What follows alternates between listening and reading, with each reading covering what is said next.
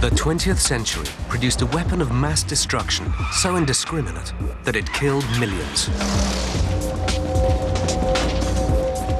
And it sold this lethal weapon to ordinary people.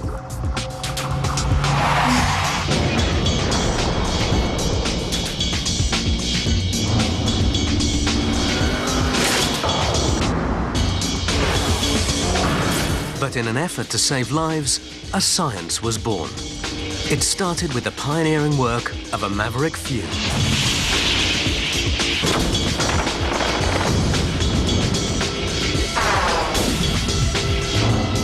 Learning from half a century of mistakes and misunderstandings, they revolutionized the automobile industry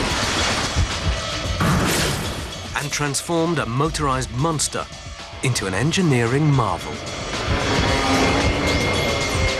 Crash science, dedicated to making sure the next road trip you take won't be your last.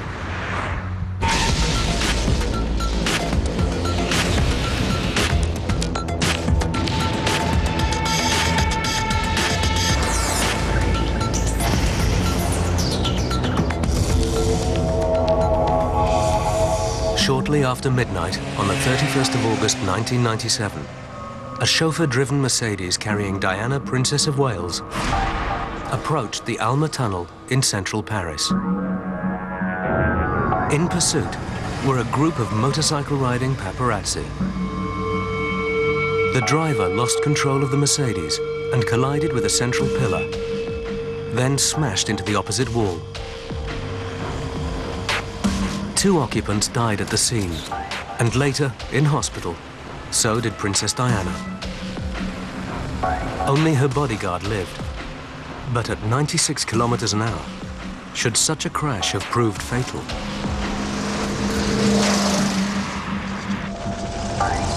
So what went wrong?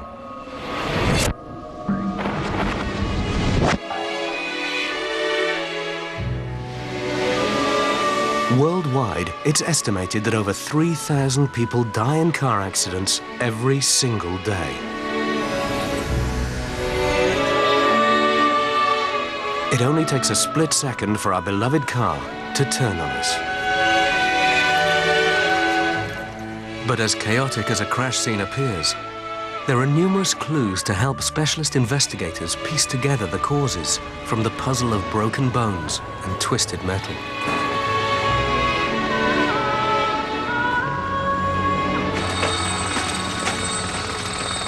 We see trauma from falls, from assaults, from burns, but by far and away the worst injuries are road traffic incidents. The main worrying areas of injury are injuries to the chest, injuries to the abdomen, to the pelvis and to the head. But after a serious accident, doctors aren't the only professionals on call. Alongside the emergency services, car manufacturers often send their own teams of investigators in. They're looking at how their safety systems performed and whether the passengers were injured. Ultimately, the wreckage can end up here, on the scrap heap. You're always conscious that you're seconds away from disaster, and that all these people were driving along perfectly content that they were the best driver in the world. The investigators sent in by some automobile companies analyzed data from thousands of car crashes to increase the crash-worthiness of their vehicles. Car safety today is a design and marketing priority, so passengers should be safer than ever. But while accidents still happen, so the story of automobile safety continues. Its key players include car company executives, scientists, advertisers, and of course the car-buying public. It all began with the groundbreaking science many of us now take for granted every time we hit the road.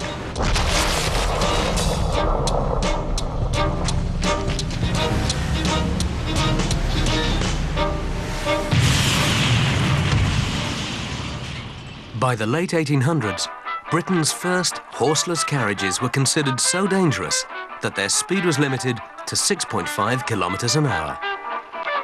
Citizens were surprisingly safety conscious, leading to bizarre innovations like a net designed to sweep pedestrians off their feet. This was probably the safest time to travel by car. But by the 20th century, more cars were on British roads and the speed limit was a heady 32 kilometers an hour.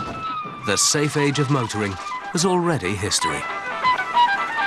And automobiles were becoming big business. The selling points were gimmicks and status. And car accidents were blamed on booze, bad driving, or bad luck. The first automobile era had started in Germany during the early 1900s as cars were becoming a must-have for the rich.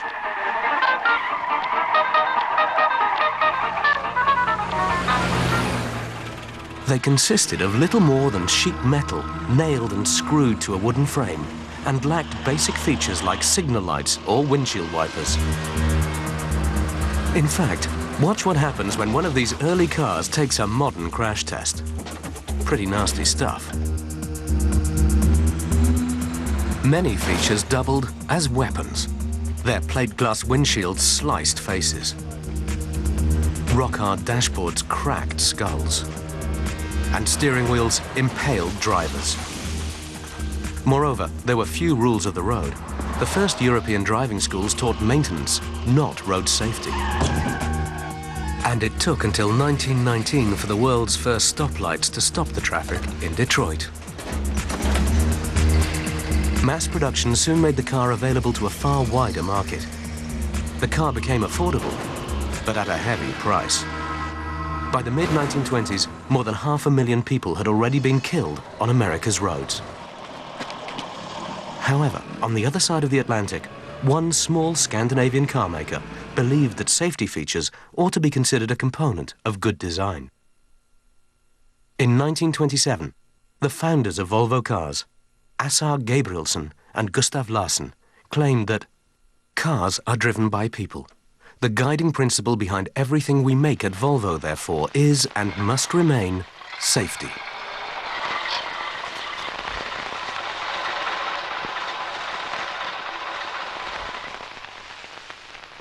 They focused on a design feature responsible for the most common cause of injury. Cars were fitted with primitive plate glass windshields, so even a minor crash could result in terrible facial lacerations. But even then, a solution was already out there. Back in 1903, a laboratory accident had led to the discovery of safety glass. Edouard Benedictus, a French chemist, had knocked a glass flask to the floor. It broke, but didn't shatter and splinter. It seemed the dried nitrocellulose had coated the inside with an adhesive coating, holding it together. Benedictus saw the potential for his accidental invention when he read of an automobile accident in which a young girl's face had been disfigured by flying glass. Moved by these reports, he went back to his lab and produced a sheet of celluloid adhesive between two pieces of glass. It took one particular accident for the safety glass windshield to be fitted as standard. 24 years later, in 1927, a Ford test driver was badly injured by a broken windshield, motivating Henry Ford to fit safety glass in all new Model A's.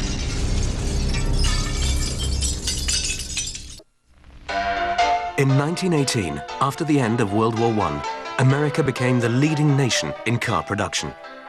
The United States possessed the technology, natural resources, and the economic strength to mass-produce cars. But then in 1929, the Wall Street crash threatened to tear the automobile industry apart. And manufacturers urgently needed a new marketing strategy. Grand design became a visual escapism from the Depression, and the car a symbol of future prosperity.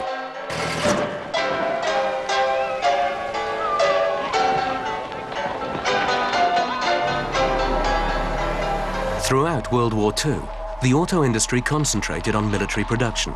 But after the war, consumer car design once again shifted into high gear. But as cars began to sell in greater numbers, so the accidents increased.